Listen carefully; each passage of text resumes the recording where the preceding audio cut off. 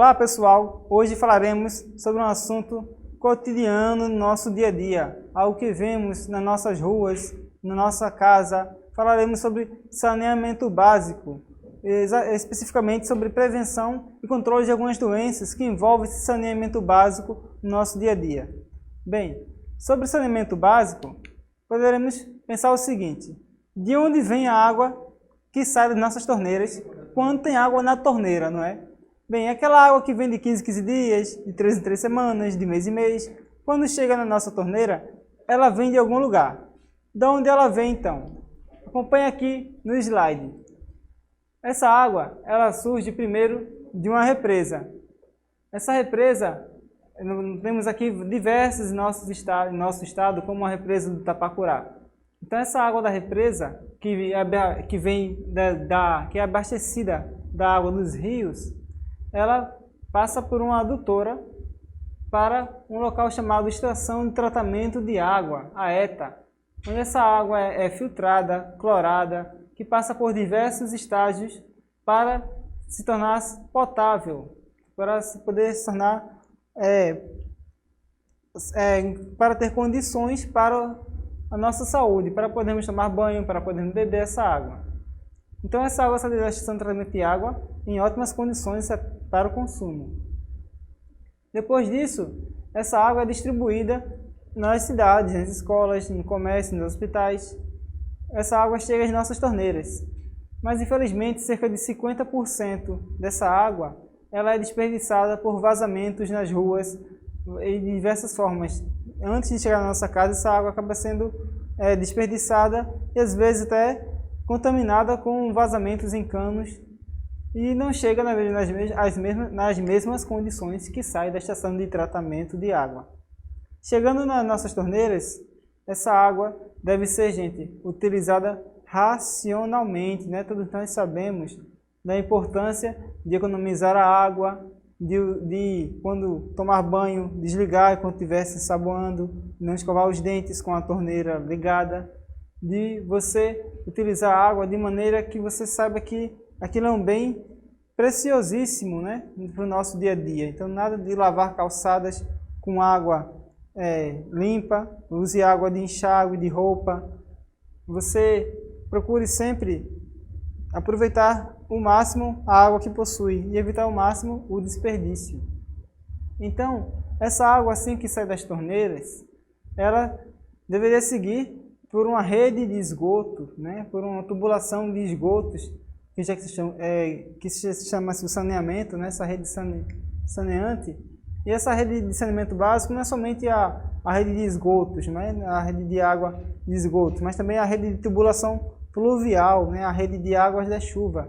Na nossa rua, nós temos, quando temos saneamento, duas redes, né, uma rede de esgoto, que passa água que vem das torneiras, das casas, do vaso sanitário, e temos uma rede de águas pluviais, que são as águas das chuvas, que passam por essa rede. Então a rede de esgoto não se mistura com a rede das águas das chuvas. Então, assim que esse esgoto segue pela tubulação, vai para uma estação de tratamento de esgoto, chamada ET, em que lá passa por diversos tratamentos químicos de separação de misturas, que separam as sujidades, então passa por processos químicos, físicos, que deixam essa água em um estado melhor para ir para os rios. Então essa água, quando passa por uma estação de tratamento de esgoto, ela chega em condições melhores ao rio sem poluí-lo. No entanto, mais da metade da água que chega às nossas casas não segue para a ET, mas vai diretamente para os rios, né? São jogadas diretamente, o esgoto doméstico é jogado diretamente em canais, diretamente nos rios. Você pode observar que o rio da sua cidade praticamente é uma água morta, né? Uma água negra, uma água preta de sujidades. Essa água preta ela é cheia de micro-organismos, de coliformes fecais, de bactérias que se multiplicam dentro da água e consomem todo o oxigênio da água. Então os peixes acabam que não têm oxigênio na água para respirar e acabam morrendo, porque essas bactérias consumiram todo o oxigênio da água. Quando você olha para os rios da sua cidade, você pode observar algumas tartaruguinhas lá, que se alimentam de restos de alimentos, que se alimentam de pequenos anfíbios que podem viver na água, mas elas não respiram o oxigênio da água, elas têm pulmões, elas respiram o oxigênio do ar. Elas são muito resistentes àquela poluição. Então essa água poluída, que não possui condições para que os peixes vivam muitas vezes, acabam tornando um rio morto, um rio que não possui a vida como deveria ser. E muitas vezes as suas margens também são, devido à situação precária de nossas cidades, acabam se formando casas à beira de rios, onde se jogam muitos lixos, muitos plásticos. Infelizmente essa realidade é muito comum em nosso dia a dia, em nossas cidades, e sabemos muito bem a consequência disso, né? Quando chove, devido a uma cidade sem saneamento básico, as ruas alagam, as águas entram na casa, o rio dá cheia, né, da enchente, em que causa um grande desastre, que arrasta casas, inunda casas, as pessoas perdem os móveis, enfim, é uma tragédia total. Mas você pode aprender também um pouco mais sobre uma estação de tratamento de água e uma estação de tratamento de esgoto na nossa aula do Vitória Ensina em Casa, aqui mesmo no nosso canal. Procura lá no 6º ano, a aula de separação de misturas. Lá eu vou explicar bem direitinho como acontece a estação de tratamento de água e a estação de tratamento de esgoto, tá bem? Então, volta para cá, produção. Eu quero falar para vocês como o saneamento no nosso Brasil é uma realidade, infelizmente, muito precária, né? Você sabe que o saneamento básico, como devia ser, não está sendo realmente de fato, né? Nós temos diversos planos, diversos anúncios de que irá melhorar, de que milhões são investidos no saneamento todo ano, mas que essa melhoria ela é lenta e você não observa ela de tão rápido assim, né? Como eu acabei de falar. Então, eu trago alguns números sobre o saneamento básico no nosso país. Olha só aqui no quadro de produção, como é o desperdício da água no nosso país. A cada 100 litros de água captada e tratada, 38 litros não chegam a ninguém, são desperdiçados durante esse caminho. Em relação à coleta de esgoto, cerca de 100 milhões de brasileiros estão descobertos da coleta de esgoto. Isso é praticamente metade da população.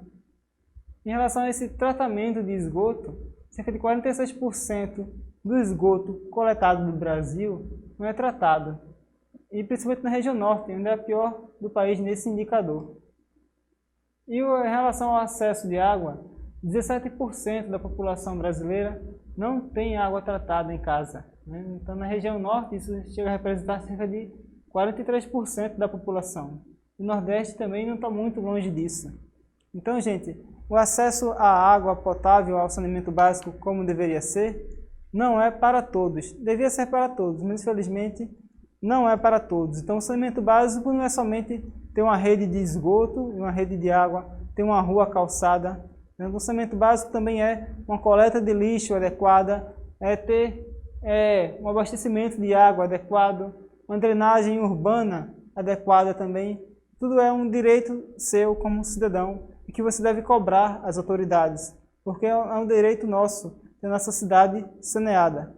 Infelizmente, o investimento no saneamento básico não é como deveria ser, muitas vezes pelo o pensamento infeliz de que o dinheiro aplicado no saneamento é aplicado em algo que não se vê, é um dinheiro enterrado no chão, em canaletas, não é um dinheiro aplicado em praças, em parques, em que o eleitor pode ver aquilo e não que acha que a cidade está avançando, mas investir em saneamento básico não é um dinheiro que o gestor investiria e que causaria impacto para a população, porque estava escondido embaixo da terra. É um pensamento muito lamentável, um pensamento assim. E nós, como cidadãos, devemos cobrar que os nossos políticos, nossos vereadores, prefeitos, deputados, governadores, invistam no saneamento básico de nossa cidade também. Então, queria falar sobre, devido ao saneamento básico, essa água poluída que nós vemos, nessa água poluída existem diversos tipos de micróbios, né? Como falei nas outras aulas, os micróbios como vírus, bactérias, protozoários, fungos e também vermes podem existir, podem habitar nessa água contaminada e transmitir doenças para nós. Portanto, existem diversas doenças que podem ser veiculadas pela água e, portanto, devemos ter cuidado com a água que bebemos. Uma doença que eu quero falar para vocês agora, que envolvem também a água, é a esquistossomose, também conhecida como barriga d'água, né? Que causa um sintoma bem clássico, que é essa ascite, essa barriga d'água, esse aumento enorme do baço, né? Porque o xistosoma, né, que é o platelminto que invade o intestino, também pode seguir para o baço, para o fígado. Ele aumenta o tamanho do baço e do fígado, causando esse aumento abdominal. E causa muita fraqueza na pessoa, anemia, a pessoa se alimenta e não engorda, não sente energia, sente fraqueza, e sua barriga vai aumentando o tamanho, porque esse parasita vai se reproduzindo nos seus órgãos. Então, como acontece esse contágio? Ele acontece principalmente pela água. Tanto o contato dos pés, dos braços, das mãos da pessoa tomando banhos de rios, ou também pela ingestão dessa água contaminada. Essa ingestão, ela vai ocorrer, essa contaminação pela ingestão da água ocorre não pela reprodução, pela contaminação do xistosoma no estômago, mas pelo contato dele com a mucosa. A mucosa com a pele, a mucosa quer dizer a pele de dentro da boca. Então, ela é transmitida da seguinte maneira. Dentro da água, possuem pequenos vermezinhos, chamados miracídios, que vêm de um caramujo, também pequenininho. Não é aquele caramujo de jardim grandão, é um caramujo bem pequenininho, pretinho, chamado Bionfalaria. E ele acaba dentro dele, se reproduzem vindo dos ovos que vêm das nossas fezes. Os ovos que vêm das fezes humanas de uma pessoa contaminada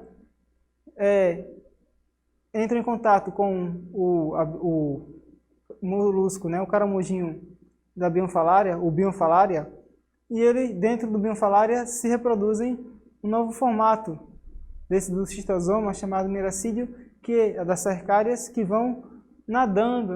Essa cercária ela vai nadando, o miracídio que veio do ser humano, das fezes do ser humano, vão para o Bionfalaria. Do Bionfalaria, a cercária, o miracídio que virou cercária, segue nadando pela água e é bem pequenininho, cerca de meio milímetro, quase não dá para ver olho nu. Ele pode entrar diretamente na sua pele. E se você ingerir água contaminada, também pode se contaminar pela pele da sua boca. Então esse miracídio, ele entra na sua corrente sanguínea e vai para o intestino. No intestino, ele vai se multiplicando e sai pelas suas fezes os miracídios. Também ele pode sair do seu intestino e seguir para o seu fígado e baço, causando essa barriga d'água aí. Portanto, é uma doença muito comum na nossa zona da mata, no nosso Nordeste, é uma doença endêmica que deve ter muito cuidado com ela. Outra doença também que é comum, não diretamente relacionada à água, é a teníase cisticercose. A teníase é um ciclo da doença, a cisticercose é outra, da tênia, saginata ossolium, também conhecida como a solitária, né? Então a pessoa ela pode ter contato com um alimento contaminado, com frutos, com vegetais contaminados e adquirir esses ovos da tênia. Então olha só a imagem de uma tênia dentro do intestino humano. Ela vai sugando o sangue, ela se engancha, se agarra na pele do intestino e vai se alimentando do sangue e vai soltando partes dela com seus ovos nas fezes. Quando um suíno ou um bovino entra em contato com essas fezes contaminadas e se alimentam, pode surgir uma nova forma dos ovos da tênia, que é chamada de cisticercos. Ele segue para a musculatura do porco, ele não fica no intestino do porco, ele fica na musculatura do porco ou do bovino.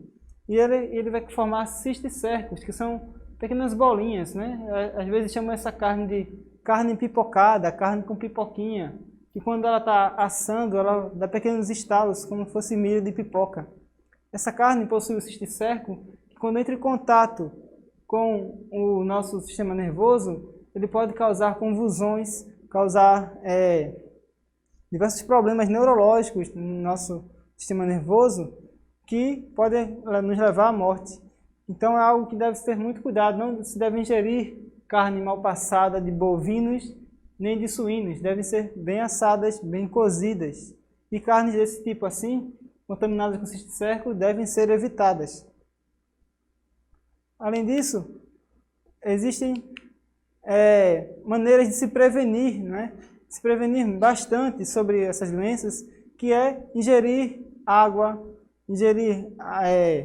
potável, não ingerir água contaminada, é sempre cuidar da nossa higiene, e como escovar os dentes, como tomar banho diariamente, como procurar sempre pentear seu cabelo, cortar suas unhas, lavar as mãos.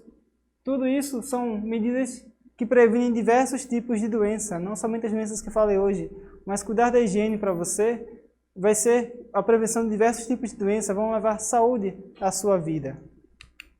E aqui tem uma pequena piada com um tom de protesto. Imagina só, está o cidadão todo sujo, todo fedorento, com os mosquitos em cima dele, né, com o mau cheiro que ele está, e aí o vizinho ali com a vizinha comentando, ele veio da praia, então ele foi tomar um banho de praia e veio mais sujo do que saiu.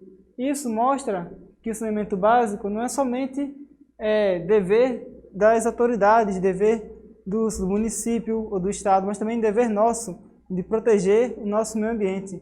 Portanto, gente, cuide bem do seu ambiente que você vive, evite de jogar lixos nas ruas, de desperdiçar água, de deixar lixo por onde você passa, não deixe rastros por onde você passar, certo? Então, cuide bem do nosso meio ambiente, cuide bem da sua cidade, tá certo? Valeu, gente, um abraço, até a próxima.